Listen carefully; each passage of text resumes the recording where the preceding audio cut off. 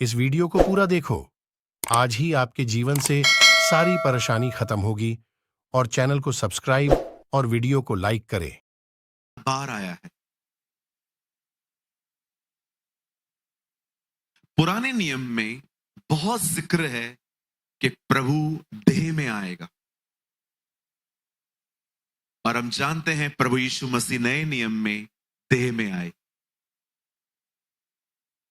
और नए नियम में बहुत जिक्र है कि वो दोबारा आएगा।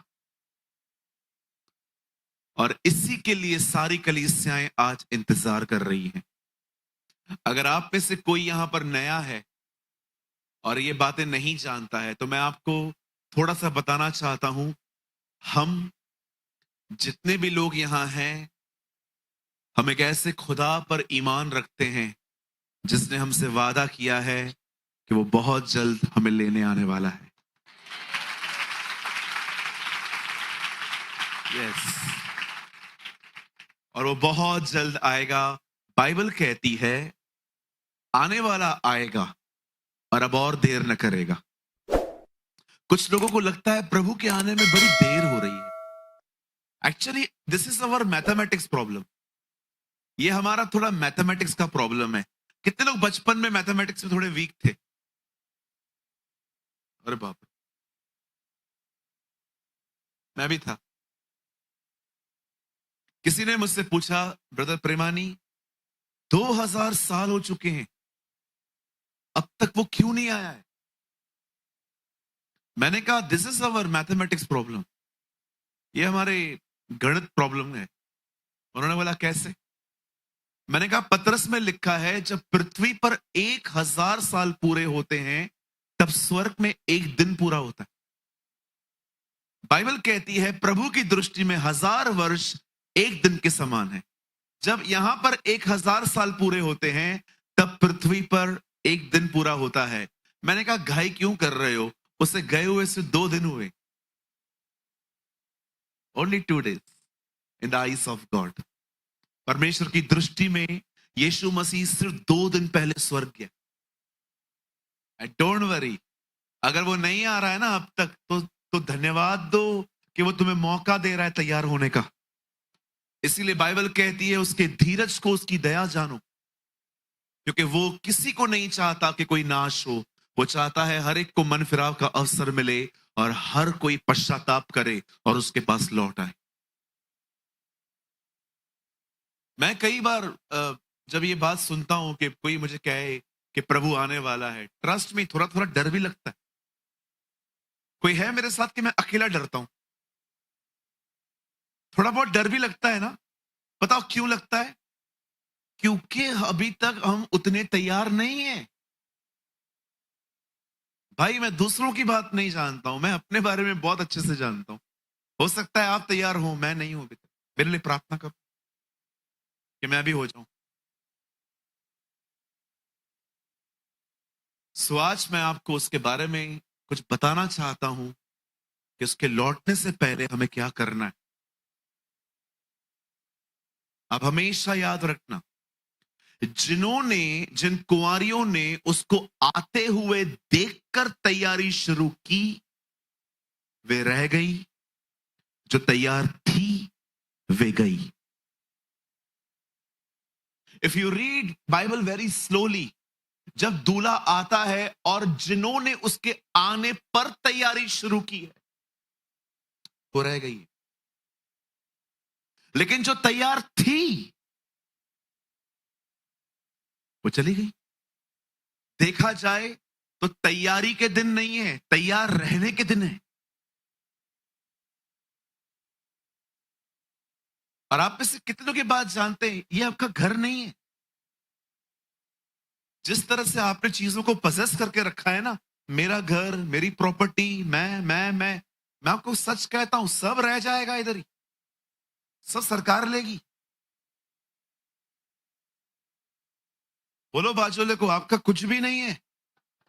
बोलो आप खुद भी अपने नहीं हो।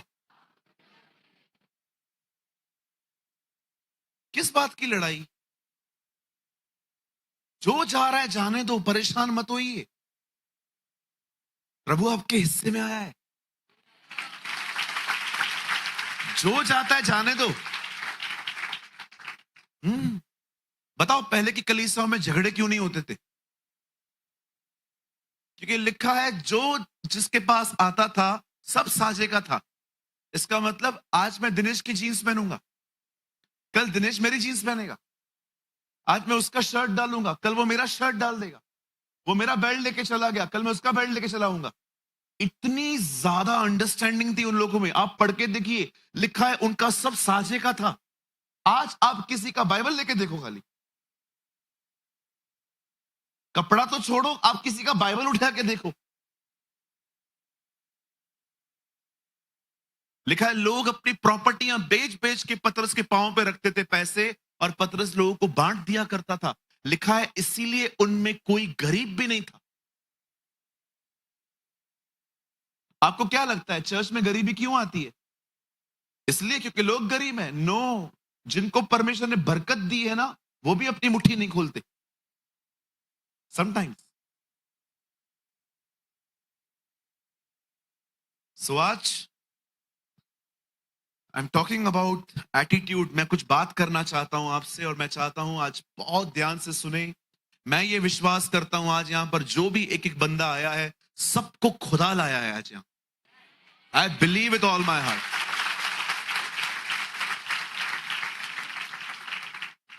आप सब तैयार हैं? स्टार्ट करें? चलिए मेरे साथ बाइबल खोलिए। Open your Bible with me. मत्ती रचित सुसमाचार, the gospel of Matthew, chapter 24।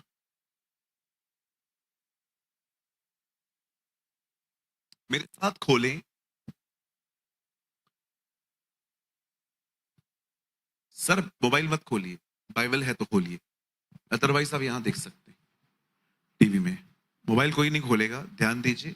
Church में सेल फोन चलाना अलाउ नहीं है हमारे। मैथ्यू 24।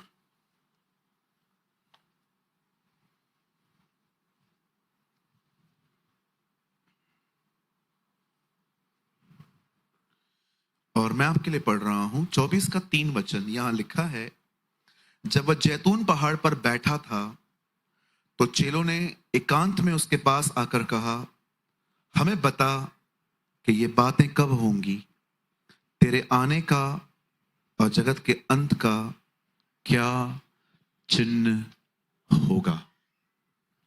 ठीक है जी, पढ़ लिया? आइए सामने देखिए। अब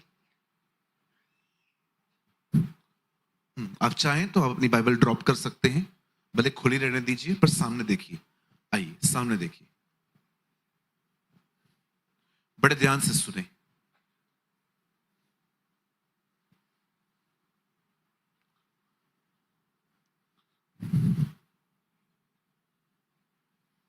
आइए बड़े ध्यान से सुने।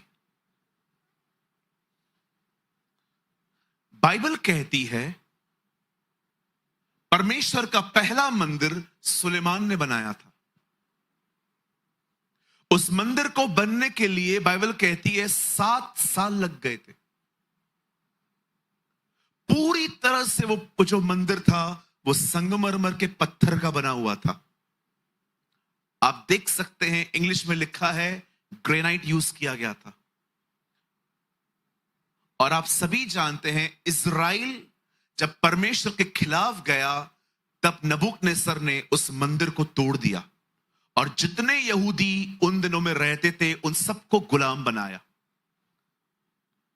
लेकिन कुछ सालों के बाद बाइबल कहती है बेबीलोन के शासन में एक ऐसा राजा पैदा हुआ जिसका नाम था क्रूसो, और परमेश्वर ने उसका मन उभारा और कहा यहूदियों को जाने दे कि वो अपना मंदिर फिर से बनाएं। और बाइबल कहती है ये मंदिर फिर से बना।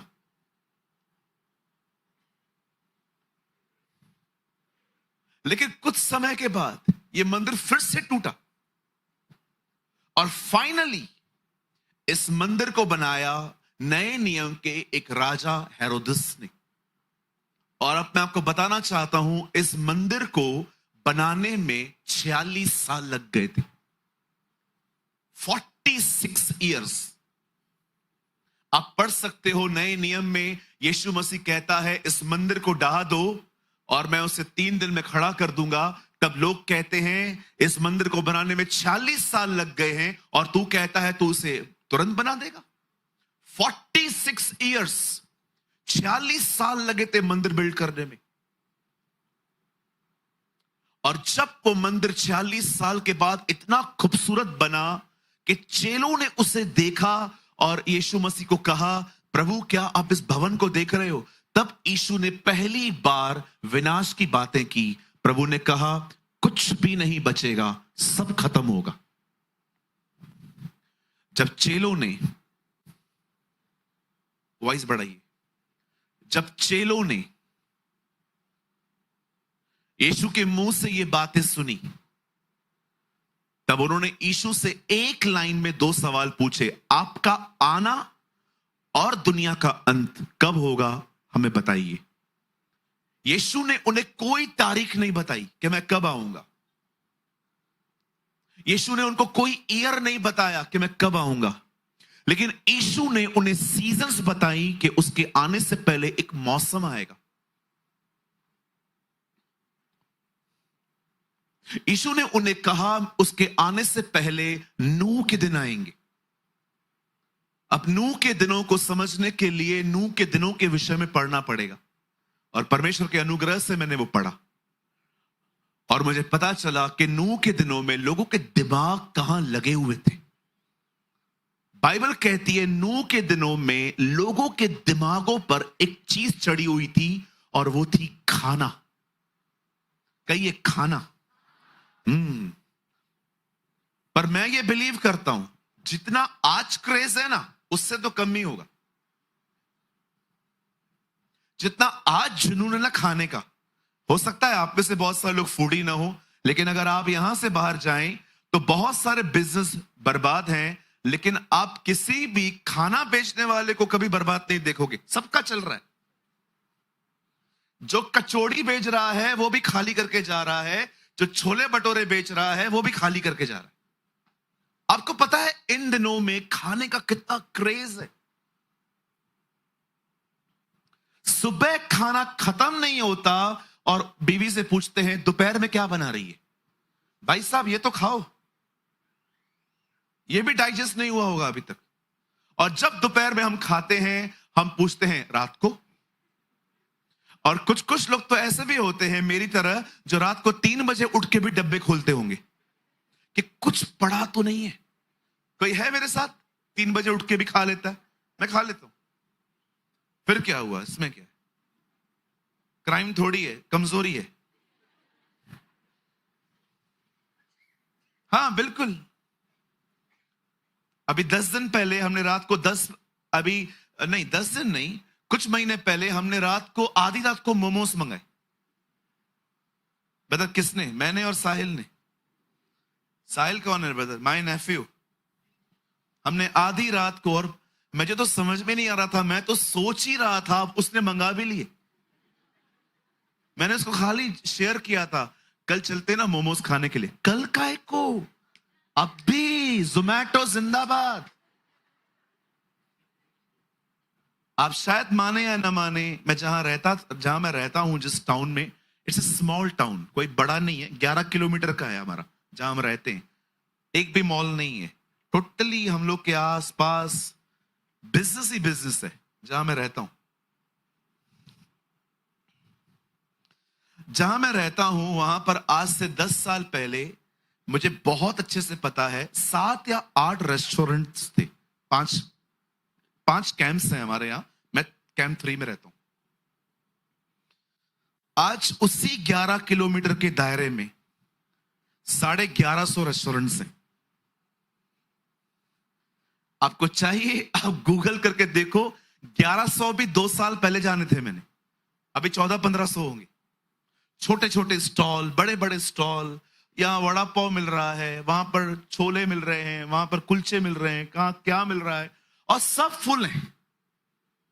कोई भी फारिग नहीं बैठा है कि आप जाओगे और 2 मिनट में दे देगा। रुको रुको रुको, ऐसे बात करते हैं जैसे फ्री में मांग रहे हैं। मुझे आज भी याद है, मैं कुछ दिन पहले किसी के पास गया और मैंने कहा सर ये दे दो। रुको, मैंने कहा प्रभु क्या एटीट्यूड है यार, मैं तो कुछ हूं ही नहीं यार। ऐसे बोला वेट करो, सरकारी काम 6 महीना थाम। खाने के लिए इतना एटीट्यूड यार। सोना बेचते तो मारे डालते लोग। सच्ची बोलता हूं, ऐसे ऐसे बात किया। रुको, एक्चुअली बहुत लोग खड़े हुए थे। कोई भजिया मांग रहा था, कोई दाल मांग रहा था, कोई पकवान मांग रहा था। मैं बीच में गया, मैंने कहा अंकल आलू का भजिया है क्या? विश्वास करो मुझे भी गुस्सा आया, मैं भी चला आया। नहीं चाहिए तेरा भजिया। बता फिर क्या खाया? भूखा रहा। घमंड गंदी चीज है, भूखा रख देती है। बोलो बाजू वाले को, घमंडी भूखे रह जाते।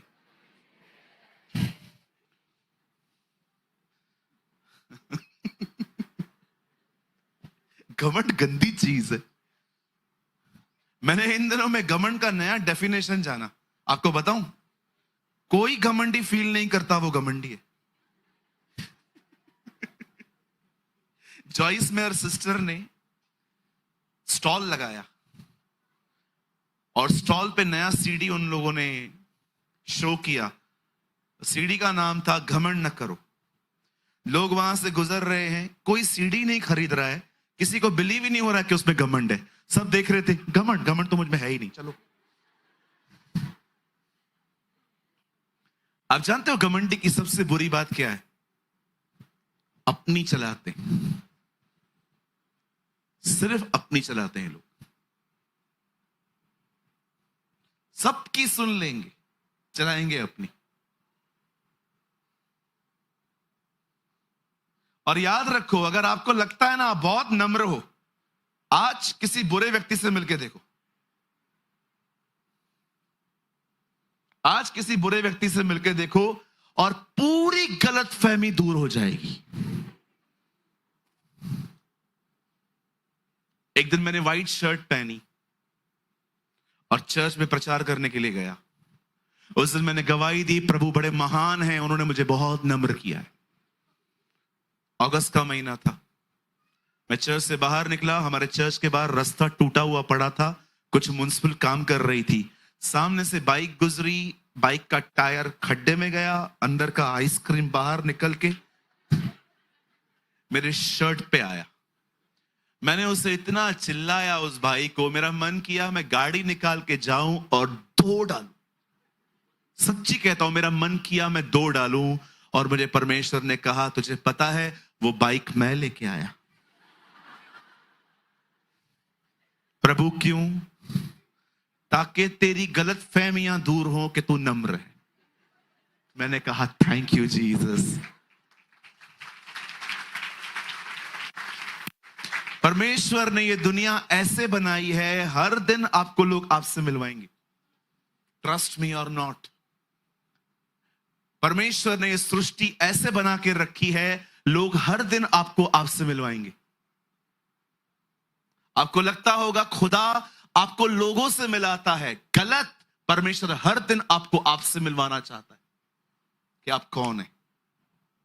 ये चीज मुझे समझ में आ गई है, इसलिए अब शिकायतें लोगों से बड़ी कम हो गई हैं। तूने ऐसा किया, तूने ऐसा किया, तूने ऐसा किया, तूने ऐसा किया। मुझे लगता है नहीं, मुझे परमेश्वर लोगों से नहीं मिलवाता, मुझे परमेश्वर मुझे खुद से मिलवाता है कि मैं खुद की गंदगी को पहचानूं।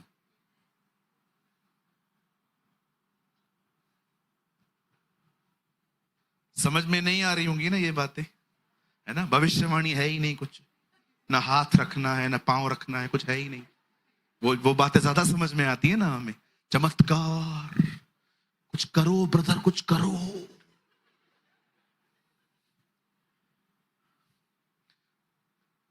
मैं सोच रहा हूं अभी मैं भी भीड़ इकट्ठी करने के लिए लगा दूं नाम के आगे प्रॉफिट जी, सूरज प्रॉफिट जी। चमत्कार करने वाला, भविष्यवाणी करने वाला, हाथ रखने वाला। सुनील भाई जगह ढूंढो। अभी मैं नेक्स्ट मीटिंग में बैनर लगाने वाला हूं यहां पर, प्रॉफिट जी का।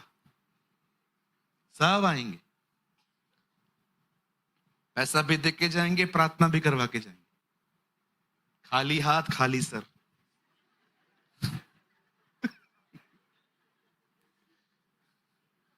है ना? आजकल लोग टाइटल के पीछे कितना भागते हैं ना। I was in a place called Karnataka. Do you know Karnataka? 4 लोग वहां खड़े थे, चारों स्पीकर्स थे। एक को खड़ा किया गया, आप बताइए आप कौन हो? उन्होंने कहा मैं सो एंड सो हूं। बड़ी डिग्रियां बताई उन्होंने। दूसरे ने भी अपनी डिग्रियां बताई, तीसरे ने भी अपनी डिग्रियां बताई, लेकिन चौथा उसने अपना इंट्रोडक्शन ऐसे दिया जो मैं कभी आज तक नहीं भूल पाया हूं। उसने कहा मैं उस खानदान का हूं जिसको परमेश्वर ने अदन की वाटिका में से निकाला और सिर्फ उसके अनुग्रह से बचा हूं। Wow, what a man, what a man of God. मैं सिर्फ एक पापी हूं, उसकी दया से बचाया गया। हालेलुया। अरे कौन है हम? किस बात का घमंड है हमें? हुआ, हम हैं कौन? किस चीज का प्राइड है? कुकर प्रेशर में से बाफ निकलती है ना, सेकंड भी नहीं दिखाई देती है। सेकंड मैंने बहुत बार देखा है, जब मम्मी कुकर प्रेशर लगाती है ना, मैं देखता हूं जाके, क्योंकि बाइबल में इसका जिक्र है, और मैं देखता हूं बाफ कितने सेकंड के लिए दिखती है। सेकंड के लिए भी नहीं दिखती है। याकूब में लिखा है तुम्हारा जीवन है ही क्या बाफ की तरह, आज हो कल दिखोगे भी नहीं। आइए अपने पास वाले से कहिए भैया हमेशा नम्र बने रहो। हालेलुया। हाँ, नम्र व्यक्ति ऐसे नहीं होते।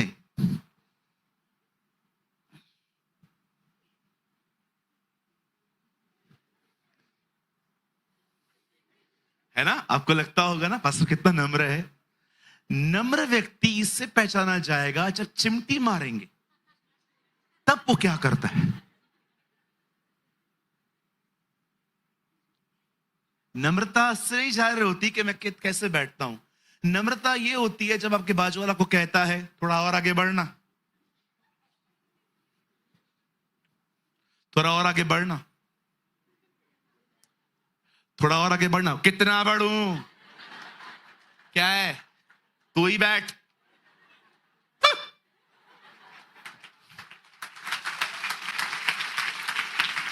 कहिए, इधर देखो, कहिए नम्रता एडजस्टमेंट में दिखाई देती है।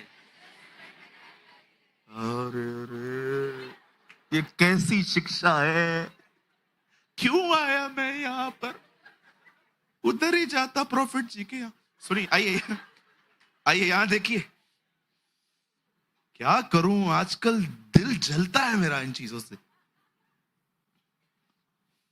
You know, the Bible says, खुदा का पाक कलाम कहता है, उन्होंने उससे पूछा कि तेरा आना और दुनिया का अंत कैसे होगा? उसने कहा सीजन्स आएंगी। अब मैं आपको कुछ बताना चाहता हूं। यीशु ने कहा सुनामी आएगी, यीशु ने कहा ये होगा, यीशु ने कहा वो होगा, और जैसे 24 अध्याय पूरा होता है, आप पढ़ के देखिए 25 में उसने तैयारी का जिक्र किया। उसे जिक्र किया कि तुम उन कुंवारियों की तरह बनो जिनके पास तेल हो।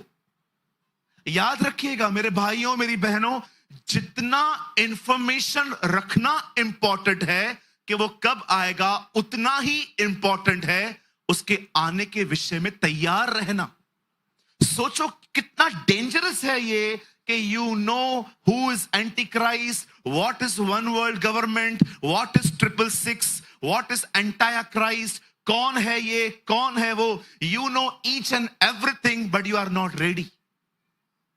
जरा सोचो, आप मसीह विरोधी को जानते हो, आप 666 को जानते हो, आप ये जानते हो, आप वो जानते हो, यू नो द सीजन्स, लेकिन आज भी आपका गुस्सा, घमंड, जलन कंट्रोल में नहीं है।